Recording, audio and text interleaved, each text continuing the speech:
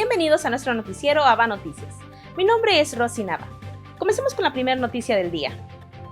Han presentado en Roma el libro Salvador Canals, basado en la biografía de uno de los primeros colaboradores de San José María Escrivá. Veamos la nota.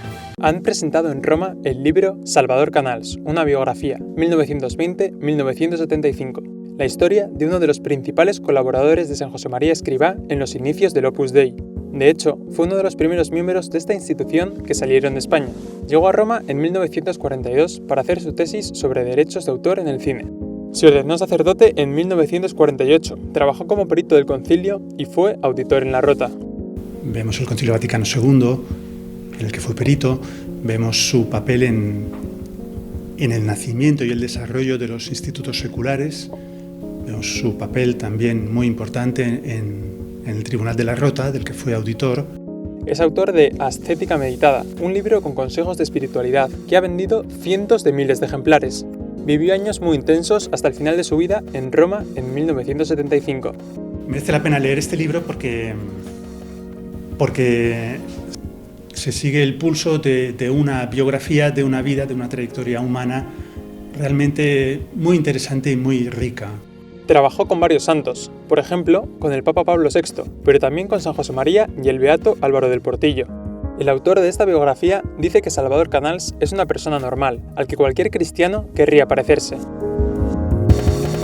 El secretario del Pontificio Consejo del Diálogo Interreligioso presenta el documento de Abu Dhabi. Veamos la nota. A pesar de que grupos como ISIS o Al-Qaeda han perdido notoriedad en Oriente Medio, el yihadismo no ha muerto.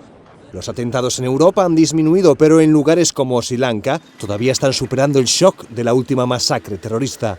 El domingo de Pascua, más de 300 personas perdieron la vida en una serie de explosiones en varias iglesias y hoteles. There are families who have lost, the whole family has lost. The father, mother, 3 children, then the mother, 3 children, and the children have lost their parents. En Roma, el nuevo secretario del Departamento Vaticano encargado del diálogo con otras religiones explica que esta situación preocupa en la Santa Sede. Señala que el Vaticano lleva décadas centrando sus esfuerzos en mejorar las relaciones con líderes islámicos. Destaca que a pesar de atentados como los de Sri Lanka, hay señales claras de que no todo el mundo musulmán acepta el yihadismo. El ejemplo más claro sería el documento firmado por Francisco y el gran imán sunita de Al-Azhar, Ahmed el-Tayeb. El Papa nos anima en este documento a entrar en diálogo interreligioso, diálogo intrarreligioso, diálogo entre culturas. Pienso que este documento da una orientación para salir del tribalismo, porque este es el problema. Monseñor Indunil recuerda que sembrar la paz requiere fuertes gestos. Señala que en su país, a pesar del terror causado por los últimos atentados, no se olvidan de los mensajes que Francisco les transmitió cuando visitó la isla en 2015. En todos los sitios visitados subrayó la importancia de la reconciliación y este mensaje todavía es válido. Reconciliación tras la guerra civil y reconciliación tras el atentado de Pascua. Explica que en países como el suyo el Vaticano impulsa una política fuerte de reconciliación, donde los otros, en cambio, siembran odio. Por eso, una delegación vaticana visitará Sri Lanka en octubre. Continuarán trabajando para detener entre la población católica y los líderes de otras religiones el veneno del rencor que inyectaron los terroristas. Pastoral Social de la Diócesis de Yopal, Colombia, ayuda a migrantes venezolanos. Veamos la nota. Nos encontramos esta tarde aquí en la sede, en las instalaciones del Santiago de las Atalayas, compartiendo con nuestros hermanos venezolanos una ayuda que proviene de parte de Cáritas Escocia, del Gobierno de Escocia y la Secretaría Nacional de Pastoral Social. Una ayuda también que ha sido gestionada por la diócesis de Yopal en cabeza de nuestro obispo, Monseñor Edgar Aristizábal. Y el día de hoy estamos entregando unas ayudas humanitarias que son unos mercados para las familias de venezolanos que han querido quedarse aquí en nuestra ciudad. Entonces cada uno de ellos se ha registrado y a cada familia le vamos a entregar hoy una ayuda humanitaria. Este proyecto es un proyecto financiado por el Gobierno de Escocia para brindar ayuda humanitaria a 10.600 migrantes venezolanos en tránsito o con intención de permanecer aquí en el país. Quiero dar muchas gracias a la diócesis de Yopal, al Pastoral Social y al Gobierno de Escocia. Quiero darle muchas gracias por esta ayuda, por el apoyo que me está brindando a mí y a mi familia.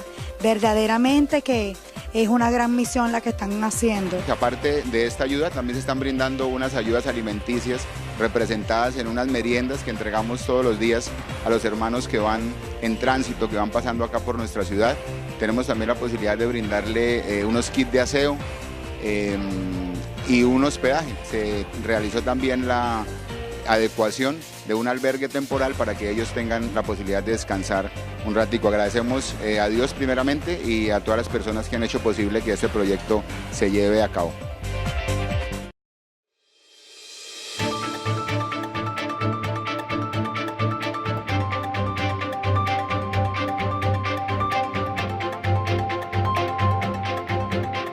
Hoy en día el periodismo digital se torna impredecible para la democracia. Solo hay que verificar que no se transmitan fake news o noticias falsas. Veamos la nota. Más allá de estar en línea, ahora la preferencia de permanecer informado es a través de un teléfono celular inteligente. Esa es la conclusión de Daniel Haddad, director de la agencia Infobae, quien reafirmó la voluntad de romper cercos de censura en países de la región. Nosotros tenemos 10 periodistas hoy trabajando dentro de Venezuela. Creemos que Venezuela es de esas deudas morales que tenemos todos los latinoamericanos y tratamos de que los venezolanos nos lean de distintas maneras. Sabemos que Facebook les cuesta mucho al régimen censurarlo, o a través de AMP, que es un sistema de páginas de Google. En la conferencia CIP Connect 2019 se advirtió sobre la importancia del periodismo en manos de los ciudadanos con acceso a la tecnología y se enfatizó en la interactividad con la audiencia de medios informativos. La gente o las audiencias están pidiendo participación, más allá de si hay noticias de periodismo de investigación, noticias de farándula, noticias de deportes. La gente quiere participar y ser protagonista. Algunos editores se enfocaron en que hay que cuidar el ejercicio del periodismo ciudadano en lugar de la rapidez de presentar la noticia. Y más vale esperar 5 minutos, 10 minutos o 2 horas antes de publicar algo, pero tenemos que estar al 100% seguros de que la información que estamos ofreciendo es verdad. Aunque esto, dicen otros, sin descuidar los más importantes aspectos del periodismo actual. No solamente organizarse, también tengan los medios para poder producir sus noticias, porque estamos hablando de equipamiento, en el caso de medios audiovisuales, de medios de comunicación para poder difundir sus informaciones. José Pernalete, Voz de América, Miami. Médicos migrantes venezolanos asisten a comunidades remotas argentinas. Veamos la nota. Participé en las protestas del 2017, sobre todo en el tema de salud. Yo era residente de posgrado y pues protestábamos todos los días porque no habían insumos, porque los pacientes seguían muriendo por falta de medicamentos y esa razón me llevó a que me persiguieran. Inclusive tuve un día detenido en la sede del Comando de la Guardia Nacional y pues me soltaron, pero posterior a eso siguió la persecución. Todos los días habían patrullas del SEBIN cerca a mi casa, hacían llamadas a mi casa y eso me llevó a emigrar, a venirme acá a la Argentina. Desde el 12 de agosto estoy acá. Jan Álvarez es uno de los 1.050 médicos de Venezuela que hoy integran la Asociación de Médicos Venezolanos en Argentina. De ellos, 525 ya se encuentran ejerciendo en el país gracias a un decreto que consideró la crisis humanitaria en Venezuela para permitir la convalidación de sus títulos en Argentina. Hay médicos convalidados ya desde el norte de la Argentina, que es Jujuy, donde hay aproximadamente 50 médicos ya venezolanos, hasta el sur, que es el Tierra de Fuego, donde también hay un profesional venezolano.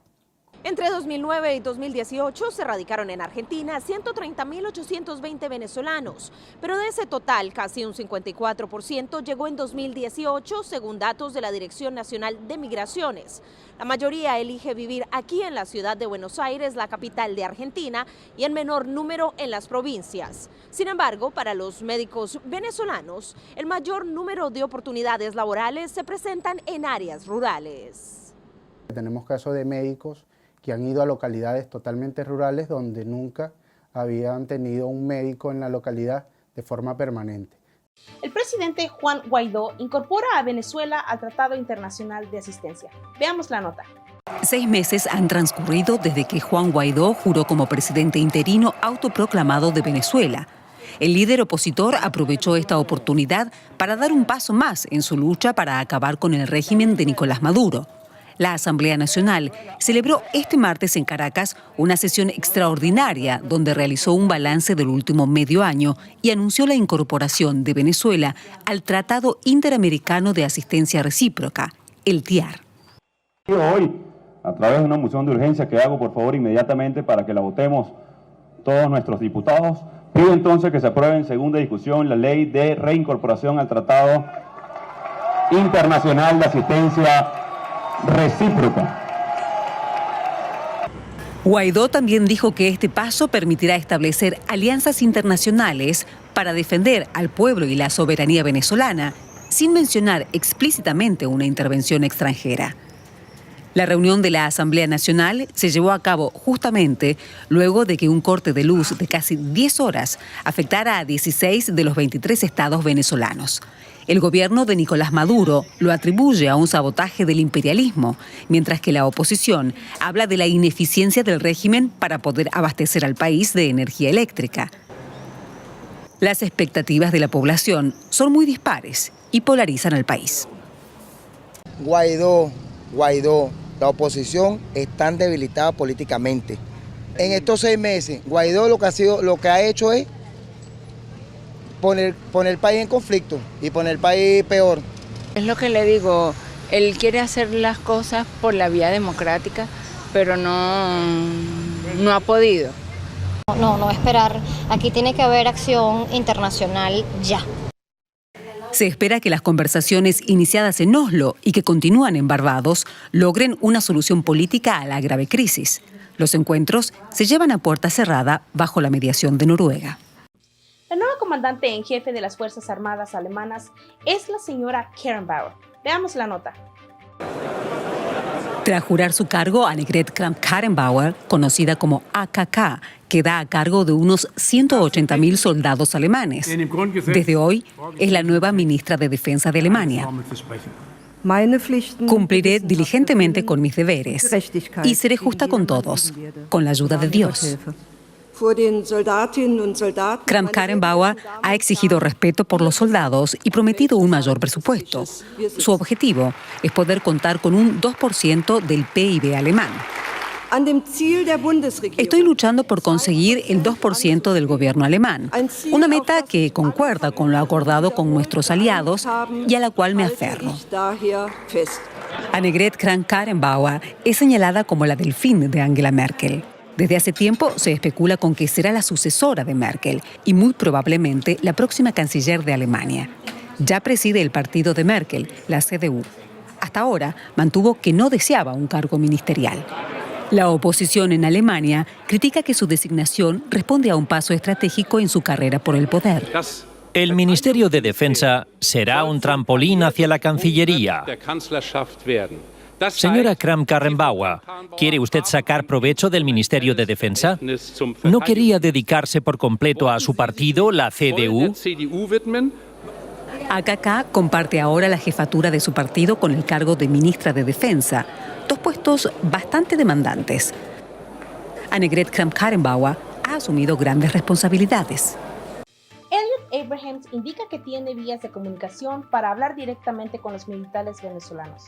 Veamos la nota. Estados Unidos se mantiene en contacto con militares venezolanos. Podemos recibir y mandar mensajes. Lo asegura Elliot Abrams, enviado especial de Estados Unidos para Venezuela. En entrevista con La Voz de América, el diplomático dijo que la razón por la que la cúpula militar no ha respaldado a Juan Guaidó es principalmente por la presencia de los cubanos, a quienes acusó. Lo que están haciendo es espionaje contra los generales exactamente para evitar golpes de Estado. Esto sería aplicable al 30 de abril, cuando fue frustrado un intento de alzamiento en Caracas.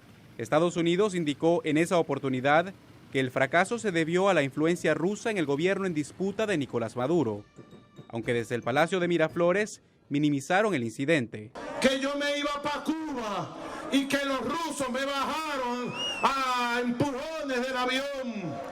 La ruta militar, afirma Abrams, no es el objetivo de Estados Unidos, que prefiere una estrategia que busque generar una transición pacífica en el poder, aunque no descarta ninguna opción. Si usted había dicho a George H.W. Bush en el año 88 usted va a hacer una invasión de Panamá. Él habría dicho, usted es loco.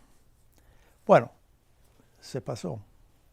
¿Y cuál es la diferencia entre ese momento y el que estamos viviendo con Venezuela? El problema de Venezuela es más grande en el sentido de que el país es más grande, entonces es más complicado. Maduro acusa a Estados Unidos de querer derrocarlo a través de la fuerza. Guaidó, por su parte, insiste en un cambio que pase por lo que denomina el cese a la usurpación. Jorge Agobián, Voz de América, Washington. Estudiantes nicaragüenses denuncian que varios compañeros suyos fueron masacrados. Veamos la nota. Levis Rugama es uno de los dirigentes estudiantiles que inició las protestas contra el gobierno de Nicaragua. Por varios meses estuvo en prisión acusado de cometer actos terroristas. Rugama se reunió con sus compañeros para conmemorar el Día Nacional del Estudiante. En 1959, durante la dictadura somocista, 4 estudiantes fueron ejecutados durante una protesta. Para estos universitarios, la reacción del gobierno de Daniel Ortega ha sido peor que la de Somoza, ya que en un año de conflicto social murieron más de 100 jóvenes. Si ustedes comparan el nivel de agresividad y las víctimas contables de ese año no son contables a las de este año. Wendy Juárez, otra de las líderes estudiantiles, denuncia que producto de las acciones del gobierno, cientos de estudiantes quedaron lisiados y con traumas. Los chavalos han sido torturados y encontrados casi descuartizados. Entonces, sí, la masacre de Daniel Ortega es en mucho mayor grado que la de Somoza. Sin embargo, Eden Pastora, quien forma parte de la administración sandinista, asegura que los estudiantes son terroristas que intentaron derrocar al gobierno del presidente Daniel Ortega. Aprendimos de los golpes suaves, aprendimos de estos intentos que ya no son militares, pero son terroristas. Aprendimos que aquí había odio, no sabíamos que había tanto odio. En más de un año de crisis sociopolítica en Nicaragua, miles de estudiantes se han exiliado y otros han sido expulsados de las universidades por participar en lo que el gobierno considera un golpe de Estado. Donaldo Hernández, Voz de América, Nicaragua. El Departamento de Justicia de Estados Unidos vigila a las grandes empresas tecnológicas. Veamos la nota. De comprobar si estas compañías podrían haber incurrido en prácticas monopolísticas que podrían violar las leyes de la competencia. A pesar de no haber citado nombres, Facebook, Amazon, Google o Apple podrían estar dentro de las pesquisas. Todas ellas han aumentado en volumen y tamaño y la forma en la que han crecido, al igual que la utilización que hacen de sus descomunales redes de usuarios, serían objeto del estudio. En junio se supo que la administración de Donald Trump estaba investigando posibles abusos en el mercado de algunas de estas firmas. También la Unión Europea había anunciado una política más agresiva en cuanto a la vigilancia de la actividad de estas empresas. El año que viene hay elecciones en Estados Unidos y candidatos demócratas también habían alzado la voz de alerta. Grupo de Lima inicia investigación conjunta de las actividades ligadas al narcotráfico y lavado de dinero del gobierno de Maduro. Veamos la nota. Además de reiterar su condena al que definieron como régimen dictatorial de Nicolás Maduro y reiterar su apoyo al opositor Juan Guaidó, los países del Grupo de Lima han dado una nueva vuelta de rosca al ponerse de acuerdo para investigar de forma conjunta la participación del gobierno venezolano en actividades ilegales, entre ellas narcotráfico, lavado de dinero y terrorismo. Los ministros del grupo también acordaron remitir el informe Bachelet, que denuncia la represión y la criminalización de la oposición en Venezuela, a la Fiscalía de la Corte Penal Internacional. Los países del Grupo de Lima instan a que el informe de la Alta Comisionada de las Naciones Unidas para los Derechos Humanos se discuta en el Consejo de Seguridad de las Naciones Unidas y en otros organismos internacionales. El grupo mantiene su postura de no apoyar una intervención por la fuerza en Venezuela, aunque en esta ocasión no se mostró tan tajante como en otras ocasiones.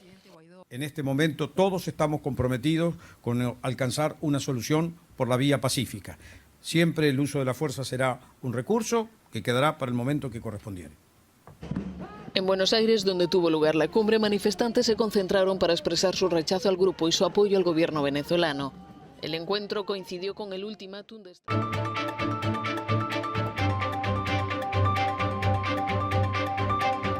El ciclista italiano Matteo Trentin gana la jornada número 17 del Tour de Francia. Veamos la nota.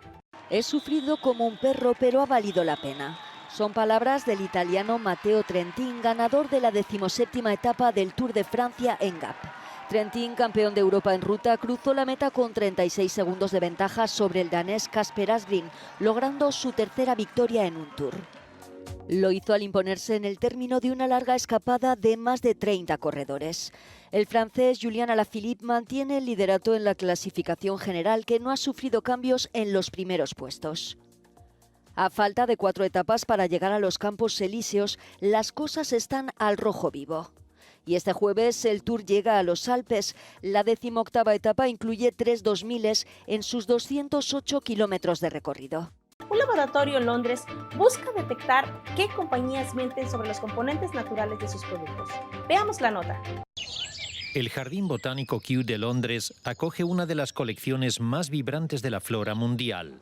Además, es sede de un laboratorio para detectar qué compañías mienten sobre los componentes naturales de sus productos. Los conocimientos botánicos se aplican para refrendar o desenmascarar las sustancias anunciadas en los envases. ¿Fue preparado en el modo adecuado? ¿Hay cantidad suficiente de ese ingrediente como para justificar que aparezca mencionado en el envase? Esos son los retos. Hay empresas serias con proveedores serios y empresas que mencionan ingredientes sin rigor. El coco, por ejemplo, es un ingrediente común en los champús. Las compañías tienden a comprarlo ya procesado. A menudo, estas empresas carecen de la capacidad o la voluntad de realizar sus propios análisis químicos. En Kew, los componentes se analizan empleando este instrumento, un espectrómetro de masas, muy parecido al que se usa para analizar las muestras de doping de los atletas. Los científicos ya analizaron alimentos, bebidas, tintes, fragancias y las consideradas medicinas tradicionales. Los resultados aún no fueron revelados, pero la esperanza es que sea el germen para una mejor regulación en el futuro. Estudios encuentran vinculación entre obesidad y el uso de dispositivos digitales. Veamos la nota. ¿Alguna vez ha estado en diferentes páginas en redes sociales y se ha preguntado ¿a dónde se le fue el tiempo? Richard López, investigador en neurociencia cognitiva y psicología, dice que este tipo de multitarea inconsciente en varios dispositivos digitales está vinculada a la obesidad. Vemos un aumento bastante interesante en las tasas de obesidad y en la obesidad infantil, casi al mismo tiempo que los teléfonos cambian de teléfonos plegables a teléfonos inteligentes. Los investigadores encuestaron a 132 adultos en edad universitaria. La consulta hizo preguntas a los participantes, tales como con qué frecuencia se distraen por las notificaciones en su teléfono. Los investigadores también midieron la grasa corporal de los participantes. Encontramos que aquellos que reportaron realizar múltiples tareas con más frecuencia con sus dispositivos tenían un mayor riesgo de obesidad. Luego, a 72 de los participantes se les tomaron imágenes cerebrales. Encontramos una relación en la que aquellos que realizan muchas actividades multitarea tienen más actividades relacionadas con la recompensa en los sistemas cerebrales que conducen la conducta alimentaria. López dice que se necesitan más estudios que hagan un seguimiento de las personas a lo largo del tiempo para ver si la obesidad genera una multitarea sin sentido con dispositivos digitales o si las personas que cambian de dispositivo se vuelven obesas con el tiempo. Miguel Ángel Rivera, Voz de América. Tokio inició su preparación para recibir los Juegos Olímpicos. Veamos la nota. Un redoble de tambor y un reloj marcan el inicio de la cuenta atrás para los Juegos Olímpicos de Tokio. Ciudadanos y personalidades han dado cita este miércoles en la Plaza Marunouchi de la capital japonesa para participar en la singular ceremonia. Entre los presentes estaba el presidente del Comité Olímpico Internacional, Thomas Bach, que considera la cita una oportunidad única para que el país nipón muestre al mundo su potencial. Puedo decir que nunca he visto una ciudad olímpica tan preparada un año antes de los Juegos como Tokio.